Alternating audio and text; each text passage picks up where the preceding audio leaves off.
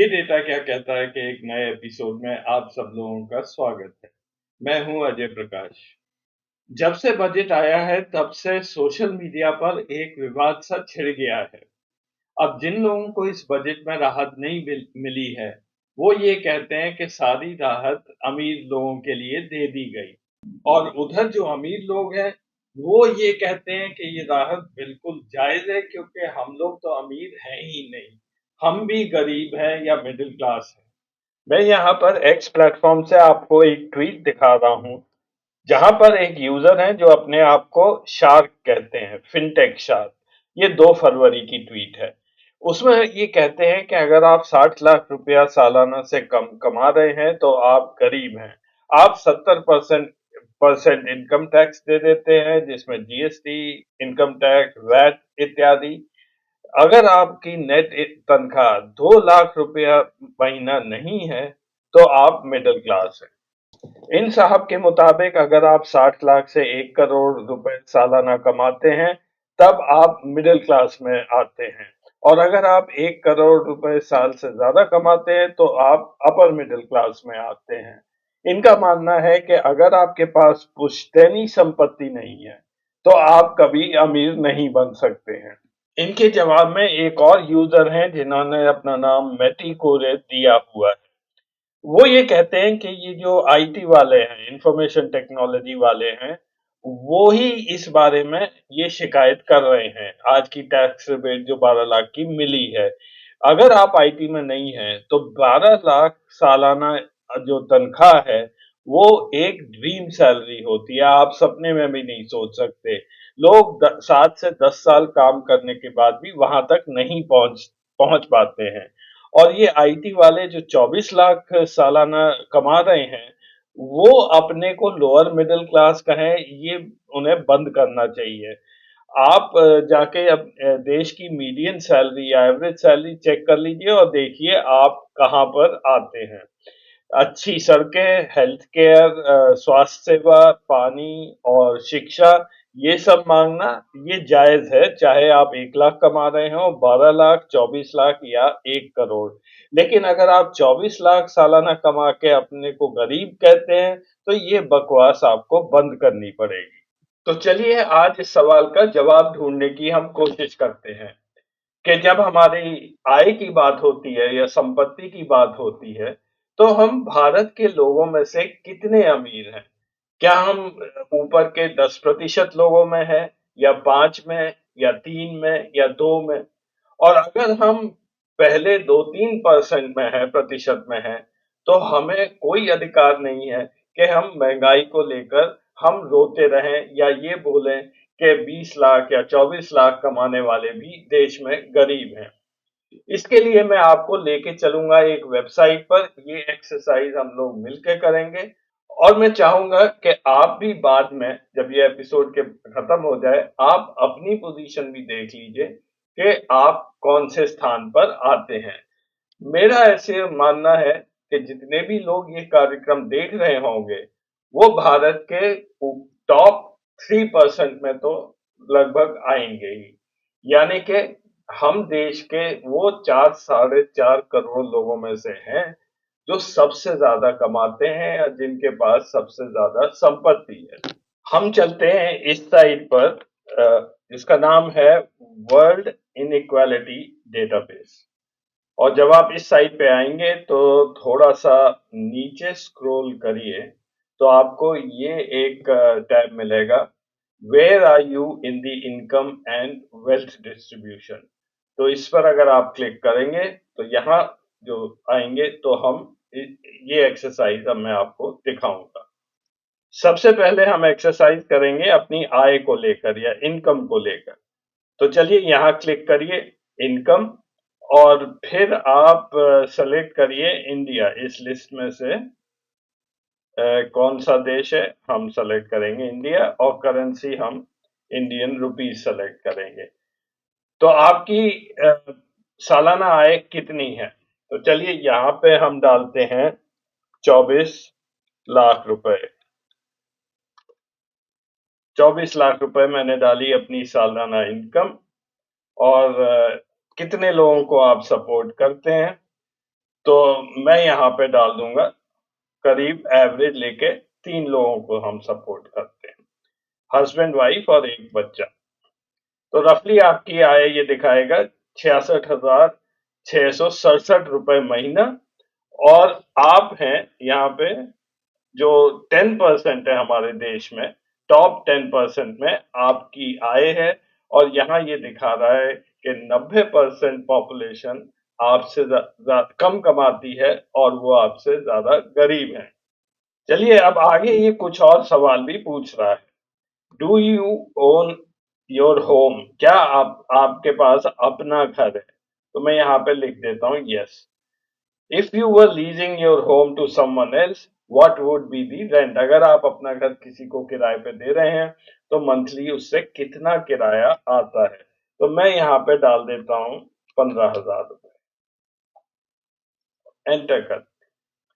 तो आपकी आय उतने से बढ़ गई 71,667।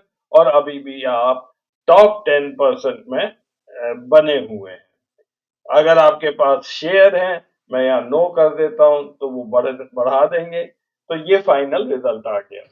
जो आदमी 24 लाख रुपया कमा रहा है, जिसके पास एक घर है, वो भारत के 10% लोग, ऊपर के 10% लोगों में उनका स्थान आता है। और दुनिया के आप टॉप 36% में, 36% लोगों में आपकी पोजीशन बनती है। इस ऐप में जो एक्सरसाइज मैं दिखा रहा हूँ, इसमें जब भारतीय रुपए को ये लोग डॉलर में कन्वर्ट करते हैं तो straight dollar to Indian rupee ratio नहीं लेते हैं। ये इसको परचेजिंग पावर पैरिटी में बदलकर फिर ये रिजल्ट दिखाते हैं। जब आप इस एरो पे क्लिक करेंगे तो आपको नेक्स्ट रिजल्ट ये दिखाएगा। You make 4.7 times less than the top 1%। जो टॉप 1% लोग हैं देश के, उससे आप 4.7 टाइम्स कम कमाते हैं। और इसी तरह वर्ल्ड में जब कंपेयर करेंगे तो आप 9.1 टाइम्स, जो टॉप 1% है दुनिया में, उससे आप कम कमाते हैं। फिर इसी तरह कई ग्राफ्स यहाँ देते हैं। अगर आप को इंटरेस्ट हो तो आप ये डेटा देख सकते हैं।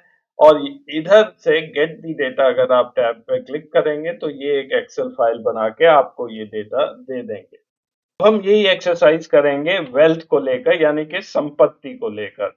आप पीछे जा सकते हैं और दोबारा से ये टैब प्रेस करके यहाँ पर आएंगे वेल्थ पर, और उसके बाद इंडिया सेलेक्ट करिए। करेंसी पूछेगा इंडियन रुपीज में। अब आप अपनी टोटल वेल्थ बताइए। तो मैं यहाँ पे अपनी टोटल वेल्थ दिखा रहा हूँ 3 करोड़ रुपए। 3 करोड़ इसलिए है कि रफली जब आप रिटायर होते हैं, जो भी सर्विस वाले लोग हैं उनके पास एक घर होता है, उसकी वैल्यू आ जाती है। कुछ कैश वैश होता है, कुछ एफडी होते हैं, जिससे वो बाकी बची हुई जिंदगी अपनी चलाएंगे। तो ये बहुत ही एक एवरेज सा फिगर है। और जब आप रिटायर होते हैं उसके बाद बच्चे सेटल हो गए होते हैं, तो यहाँ पर मैं केवल 2 लोग डाल रहा हूँ जिनको मैं सपोर्ट करता हूँ। तो इसके हिसाब से पर एडल्ट आपकी 1.5 करोड़ संपत्ति है। और यहाँ पे चौंका देने वाला फिगर ये है कि अगर आपके पास 3 करोड़ की वेल्थ है तो आप हमारे देश में टॉप 2% में है। 2% of the population owns more than your wealth. बाकी सब आपसे कम उनके पास संपत्ति है। और आगे बढ़ते हैं तो ये बताएगा कि आप दुनिया में आपकी क्या पोजीशन है। दुनिया में आप टॉप 7% में से हैं। और ये भी थोड़ा चौंका देने वाला फिगर है। आगे ये और चार्ट दिखाता है कि आपकी wealth, your wealth is 1.2 times less than the top 1%। तो वेल्थ और इनकम में आप देखिए डिस्पैरिटी काफी है। और जहां तक दुनिया का सवाल है, your wealth is 39.5 times less than the top 1%।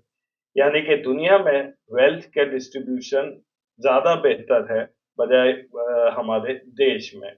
और दूसरी चीज यहाँ से ये भी निकलती है कि लोग आजकल जो इनकम जो मिल रही है वो खर्च कर दे रहे हैं, वेल्थ क्रिएशन नहीं हो रहा है, जिससे आगे चल के इस ग्रुप को काफी परेशानी होने वाली है।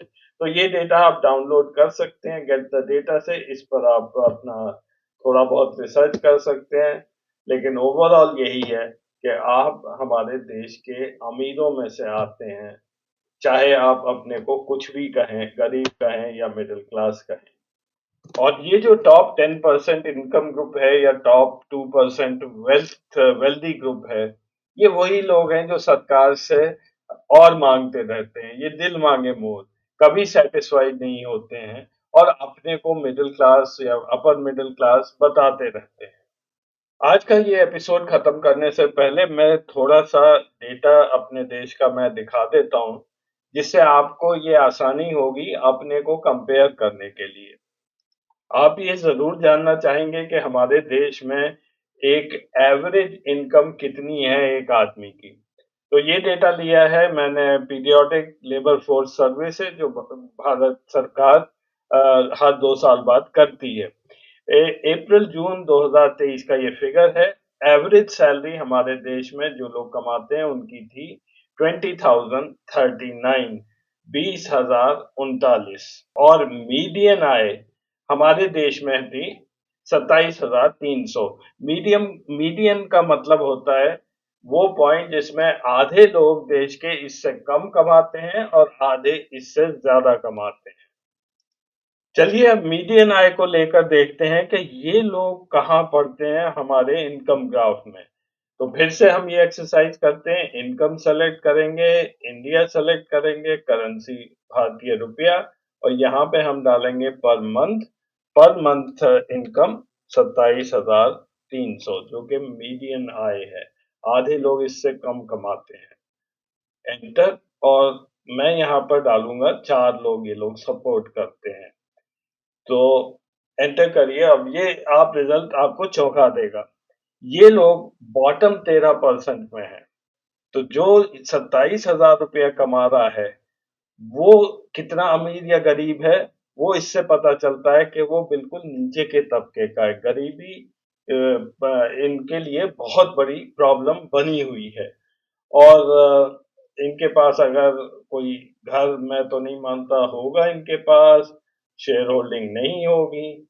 तो ये दुनिया के बॉटम 13% में और भारत के बॉटम 13% में आते हैं। ज्यादातर सरकार जब संपत्ति या आय की बात करती है, तो पर पर्सन के बजाय पर हाउसहोल्ड की बात की जाती है। तो एक हाउसहोल्ड में कितने सदस्य होते हैं, ये मैंने इस ग्राफ में दिखाया है। Data periodic labour force survey से लिया है। गांव में एक परिवार में 4.4 सदस्य होते हैं औसतन, और अर्बन पॉपुलेशन में, शहरों में, 5.9 सदस्य होते हैं एक फैमिली में, एक हाउसहोल्ड में। और हमारे देश का जो एवरेज है वो 4.8 पर्सन पर हाउसहोल्ड है।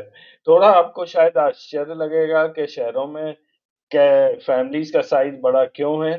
तो ये फिर किसी दिन डिस्कस करेंगे। ये अर्बनाइजेशन का इश्यू है और किस तरह से रूरल पॉपुलेशन माइग्रेट कर रही है शहरों में, और गांव की हमारी जो जनसंख्या है वो कम होती जा रही है।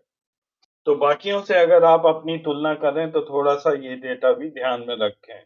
भारत के गाँव में केवल 4% लोगों के पास गाड़ी है, हाउसहोल्ड्स की बात कर रहे हैं। और अर्बन एरिया में, शहरों में, ये फिगर है 13% का। टू व्हीलर्स गाँव में 51% हैं, शहरों में 63%। 51% people own two wheelers in the rural areas, while 63% people own two wheelers in the cities. Cycle in villages, 52%, 52% लोगों के पास साइकिल है गांव में, और शहरों में 31%। और ये जो आंकड़ा मैं आपको दिखा रहा हूँ, इससे ये साबित होता है कि कोई भी आंकड़ा आप उसके फेस वैल्यू पर ना लें।